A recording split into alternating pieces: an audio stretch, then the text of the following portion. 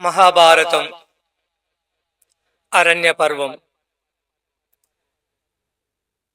ధర్మజ, ఇది యమున యను నది గంగా నదితో సమానమైనది. దీని తీరముననే మాందాత అనే మహారాజు ఎన్నో యుగాలు తపస్సు చేశాడు. ఆయన చరిత్ర చెబుతాను విను అని మాందాత చరిత్ర చెప్పసాగాడు. పూర్వము ఇక్ష్వాకు వంశంలో ధార్మికుడు, అమిత బలవంతుడు, ధర్మశీలుడు, కీర్తివంతుడు అయిన యవనాశ్వుడు అనే రాజు ఉండేవాడు. అతనికి సంతానము లేదు. అతను భృగు మహర్షి ఆశ్రమానికి వెళ్ళి సంతానం కోసం అర్థించాడు. అతని కోరిక మన్నించి భృగు మహర్షి పుత్రకామేష్టి యాగం చేశాడు. మంత్రజలం నిండిన పాత్రను జాగ్రత్తగా కాపాడమని ఋతిక్కులను వినియోగించాడు. కాని ఒక అర్ధరాత్రి సమయమున వారు నిద్రించుచుండగా దాహం వేసిన యవనాశ్వుడు ఆ మంత్రజలాన్ని సేవించాడు. అది భృగు మహర్షికి తెలిసింది. రాజా, విధి అనుల్లంఘనీయము. నీ భార్యకు ఇవ్వవలసిన జలాన్ని నీవు సేవించావు కాబట్టి నువ్వు గర్భం ధరిస్తావు. నీకు ఒక కొడుకు పుడతాడు అని చెప్పాడు. యవనాశ్వుడు రాజధానికి తిరిగి వచ్చాడు. తరువాత యవనాశ్వుడు గర్భం ధరించాడు. అతన్ని ఎడమ భాగాన్ని చీల్చుకొని ఒక కొడుకు పుట్టాడు. అతనే మాందాత. ఆ శిశువును చూడటానికి ఇంద్రుడు వచ్చాడు. బాలకుని చూశాడు.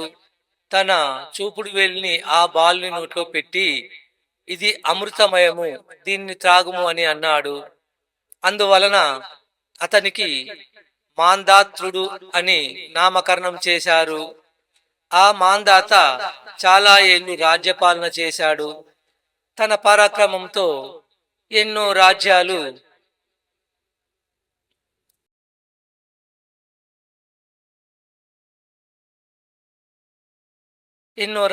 పాలన చేశాడు. తన పరాక్రమంతో ఎన్నో రాజ్యాలు జయించాడు. యజ్ఞయాగాలు చేశాడు. ఇంద్రునితో యుద్ధం చేసి తన రాజ్యంలో సకాలంలో వానలు కురిసేటట్టు చేశాడు. ఆ మాందాత యజ్ఞం చేసిన చోటు ఇదే అని రోమశుడు ధర్మరాజుతో చెప్పాడు. ధర్మరాజు సోమకుడు అనే రాజర్షి యోగం చేసిన స్థలం ఇది. అంబరీషుడు యాగం చేసిన పుణ్యభూమి ఇది. ఇది నహుషుడు యజ్ఞం చేసిన చోటు. ఇది దక్షుడు యజ్ఞం చేసిన స్థలం. ఇదే సరస్వతీ నది. ఇది నిషిద్ధ దేశంలో మాయమైంది. ఇదిగో చమసోద్భేదం అనే చోట బయటపడింది. ధర్మజ, ఇది విష్ణుప్రద తీర్థం. ఇది కాశ్మీర మండలం. ఆ క్షేత్రానికి మానసద్వారం అని పేరు. దీనిని పూర్వం పరశురాముడు నిర్మించాడు. ధర్మజ, ఇది భృగుతుంగ పర్వతం. ఇక్కడ పూర్వము శిబి చక్రవర్తి యజ్ఞం చేశాడు. ఒకరోజు ఆ శిబి చక్రవర్తిని పరీక్షించడానికి ఇంద్రుడు డేగ రూపంలో, పావురం రూపంలో ఉన్న అగ్నిదేవుడిని తరుముకుంటూ వచ్చాడు. పావురము వచ్చి శిబి చక్రవర్తిని శరణుదొచ్చింది. శిబి చక్రవర్తి పావురానికి అభయమిచ్చాడు. ఇంతలో డేగ వచ్చి, అయ్యా, ఇది నాకు ఆహారం, దీన్ని నాకు ఇవ్వండి. ఈ ఆహారం లేకపోతే నేను బతకలేను అని అడిగాడు. ఓ డేగా, ఈ పావురము ప్రాణభయంతో నా శరణుదొచ్చినది కావున దీనిని ఎలా విడిచిపెట్టను? అది ధర్మం కాదు. కాబట్టి నీవు వేరే ఆహారం వెతుక్కో అని అన్నాడు. రాజా, ఇది నాకు దేవుడిచ్చిన ఆహారం. ఇది నాకు కావాలంటే దీని ఎత్తు మాంసం నాకు ఇచ్చి దీన్ని నువ్వు ఉంచుకో అని చెప్పింది డేగా. సరే అన్నాడు శిబి చక్రవర్తి. వెంటనే కత్తి తీసుకొని తన దేహాన్ని కోసి మాంసం తీసి త్రాసులో వేశాడు. కాని ఎంత మాంసం వేసినా పావురం ఎత్తి తూగడం లేదు. శిబి చక్రవర్తి ఆశ్చర్యపోయాడు. ఇలా కాదని తనే త్రాసులో కూర్చున్నాడు. ఆత్మార్పణం చేసుకున్నాడు. అతని త్యాగబుద్ధికి ఇంద్రుడు, అగ్నిదేవుడు సంతోషించారు. తమ నిజ స్వరూపాలను ధరించి, రాజా, నీ త్యాగబుద్ధికి సంతోషించాము. నీ కీర్తి అజరామరమై చిరస్థాయిగా వర్ధిల్లుతుంది అని దీవించారు అని రోమశుడు శిబి చక్రవర్తి చరిత్రను ధర్మరాజుకు వివరించాడు. తరువాత రోమశుడు ధర్మరాజుకు అష్టావక్రుని చరిత్ర చెప్పసాగాడు. పూర్వము ఏకపాదుడు అనే ముని ఉండేవాడు. అతని భార్య పేరు సుజాత. అతను ఘోరంగా తపస్సు చేసేవాడు. తన శిష్యులను ఎప్పుడు చదివిస్తూ ఉండేవాడు. కొంతకాలానికి సుజాత గర్భం ధరించింది. ఒకరోజు సుజాత గర్భంలో ఉన్న శిశువు ఏకపాదునితో ఇలా అన్నాడు: మీరు ఇలా మీ శిష్యులతో నిరంతరం అహోరాత్రాలు పాఠాలు చదివిస్తూ ఉంటే వారికి విద్య ఎలా అబ్బుతుంది? వారికి నిద్ర లేకపోవడం చేత, విశ్రాంతి లేకపోవడం వల్ల జడులవుతారు. ఇది మంచిదా అని అడిగాడు. దానికి ఏకపాదుడు కోపించి, నీవు నేను చేయిస్తున్న వేదాధ్యయనాన్ని వక్రంగా చెప్పావు కాబట్టి నీవు అష్టావక్రుడివిగా పుట్టు అని శపించాడు. సుజాత పురటి సమయానికి తిండి గింజలు సంపాదించడానికి ఏకపాదుడు జనక మహారాజు వద్దకు వెళ్ళాడు. కాని అక్కడ ఉన్న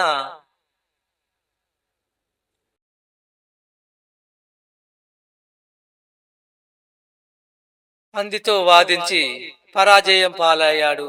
ఇక్కడ సుజాత అష్టావక్రుణ్ణి ప్రసవించినది. అష్టావక్రుడు పెరిగి పెద్దవాడయ్యాడు. తండ్రిని వెతుక్కుంటూ తన మేనమామ కొడుకు శ్వేతకేతునితో కలిసి జనక మహారాజు చేస్తున్న యజ్ఞానికి వెళ్ళాడు.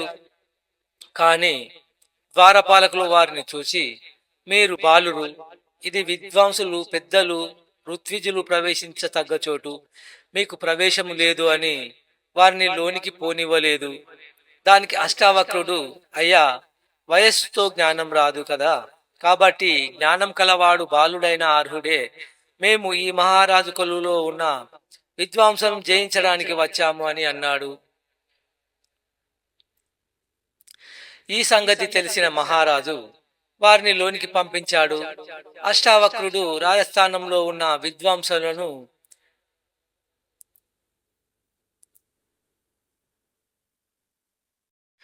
వందిని ఓడించి చెరలో ఉన్న తండ్రిని, మిగిలిన బ్రాహ్మణులను విడిపించాడు. తరువాత జనక మహారాజు అష్టావక్రుని ఘనంగా సన్మానించాడు. తండ్రితో కలిసి అష్టావక్రుడు తన స్వగ్రామానికి వెళ్ళాడు అని అష్టావక్రుని చరిత్ర రోమశుడు ధర్మరాజుతో చెప్పాడు. తరువాత వారు సమంగ నదీ తీరానికి చేరుకున్నారు. రోమశుడు ధర్మజునకు రైభ్యాశ్రమము, భరద్వాజ ఆశ్రమము చూపించి యవక్రీతుని చరిత్ర వివరించాడు. ధర్మజ, రైభ్యుడు, భరద్వాజుడు అనే ఇద్దరు మహర్షులు ఉండేవారు. వారు మంచి మిత్రులు. వారు ఇద్దరు ఇదే అడవిలో తపస్సు చేసుకుంటున్నారు. రైభ్యునికి ఇద్దరు కుమారులు.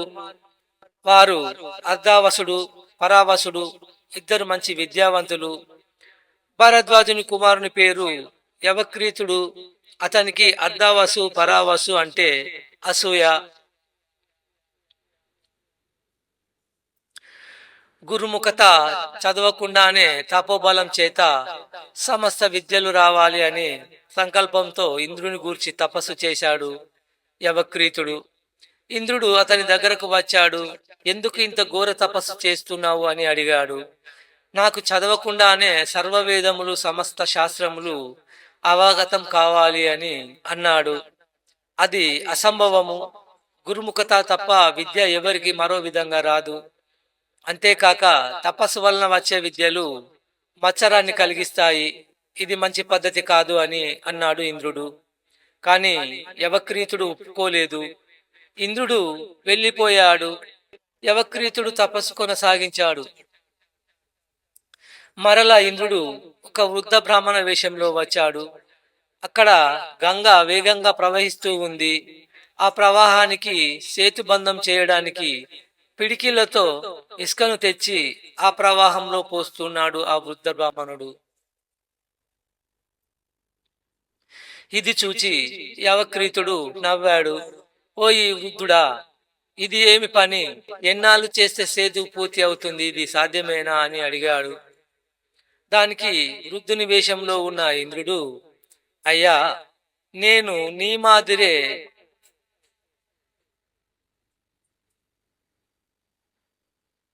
సాధ్యపడని పనిలో ఉన్నాను అని అన్నాడు.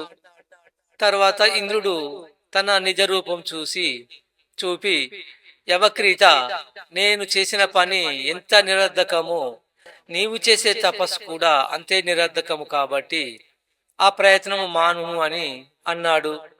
దానికి యవక్రీతుడు ఒప్పుకోలేదు. తనకు విద్యలు ప్రసాదించమని పట్టుబట్టాడు.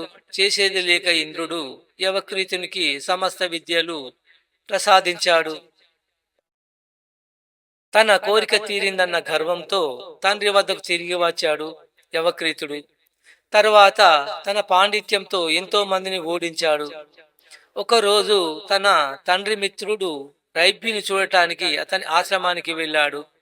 అక్కడ రైభ్యుని పెద్ద కుమారుడు అయిన పరావసుని భార్య కృష్ణ అనే సుందరిని చూచాడు, మోహించాడు. ఆమెను తన కోరిక తీర్చమని అడిగాడు. అతను మహాముని, శాపం ఇస్తాడని భయపడి ఆమె అప్పటికి ఏదో చెప్పి తప్పించుకుంది. వెంటనే మామగారైన రైభ్యుని వద్దకు పోయి జరిగినదంతా చెప్పి కన్నీరు పెట్టుకుంది. రైభ్యునికి కోపం వచ్చింది. తన శిఖలో నుండి ఒక జటను లాగి దాని అగ్నిలో వేశాడు. ఆ అగ్నిలో నుండి తన కోడలి రూపంతో ఉన్న ఒక అందమైన యువతి వచ్చింది. తర్వాత మరలా తన శిఖలో నుండి మరొక జటను లాగి అగ్నిహోత్రంలో పడేశాడు. అప్పుడు ఒక భయంకరమైన రాక్షసుడు పుట్టాడు. రైభ్యుడు వారిని చూచి, మీరు పోయి ఆ యవక్రీతుని వధించండి అని ఆజ్ఞాపించాడు. ఆ అందమైన యువతి ముందుగా పోయి యవక్రీతుని తన అందంతో మైమరిపించి అతని కమండలం సంగ్రహించింది. కమండలం పోగానే యవక్రీతుడు అపవిత్రుడు అయ్యాడు. అప్పుడు ఆ రాక్షసుడు అతన్ని చంపడానికి వెంటపడ్డాడు. యవక్రీతుడు ప్రాణభయంతో పరుగులు పెట్టాడు, కానీ ఆ రాక్షసుడు అతడిని వెంబడించాడు. తరువాత ఆ రాక్షసుడు ఆ యువతి రైభ్యుని వద్దకు వచ్చి నిలిచారు. రైభ్యుడు ఆ యువతిని ఆ రాక్షసునికి ఇచ్చి వివాహం చేశాడు. తరువాత భరద్వాజుడు ఆశ్రమానికి వచ్చి తన కుమారుడు యవక్రీతుడు చనిపోయిన విషయం తెలుసుకున్నాడు. పుత్రశోకం భరించలేక తను కూడా అగ్నిలో దూకి చనిపోయాడు. తరువాత కొన్నాళ్లకు బృహద్యుమ్నుడు అనే రాజు సత్రయాగం చేస్తున్నాడు. ఆ యాగానికి రైభ్యుని కుమారులైన పరావసు, అర్ధావసులను ఋతిక్కులుగా నియమించాడు.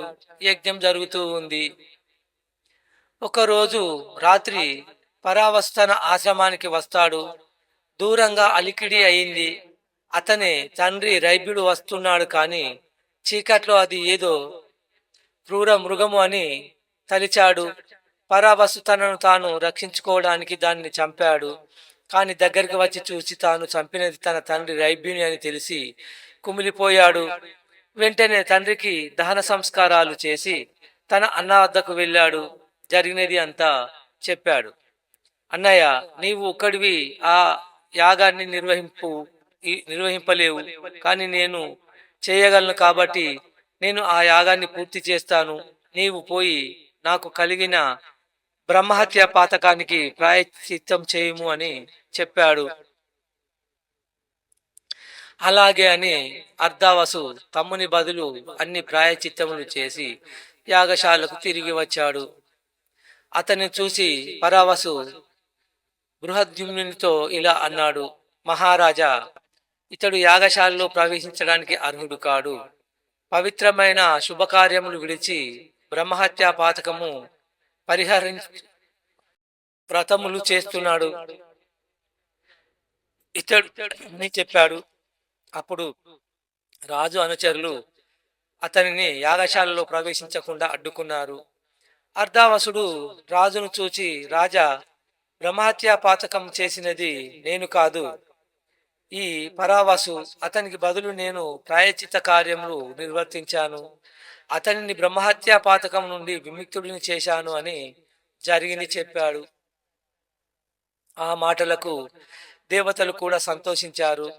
అర్ధావసు, నీ తమ్ముడు చేసిన పాపానికి నీవు ప్రాయచిత్తం చేసుకున్నావు. నీ సత్యవ్రతము గొప్పది. నీకు ఏమి వరము కావాలో కోరుకో అని అన్నారు. అయ్యా, నా తండ్రిని భరద్వాజుని అతని కుమారుడు యవక్రీతుని బ్రతికించండి. నా సోదరుని దోషం కూడా ఉపసంహరించండి అని కోరాడు. దేవతలు అందరినీ బతికించారు. అప్పుడు ఈ అవక్రీతుడు దేవతలను చూచి, దేవతలారా, నేను ఎన్నో విద్యలు నేర్చాను, వ్రతాలు చేశాను, కానీ రైభ్యునితో చంపబడ్డాను. కారణం ఏమిటి అని అడిగాడు. దానికి దేవతలు, యవక్రీత, గురుముఖత నేర్చుకున్న విద్యలు ఫలితాన్ని ఇస్తాయి గాని కేవలం తపస్సు వలన పొందిన విద్యలు ఫలించవు. నీవు గురుముఖత విద్యలు నేర్చుకోలేదు, అందుకని నీ విద్యలు నిర్వీర్యములు అయినవి.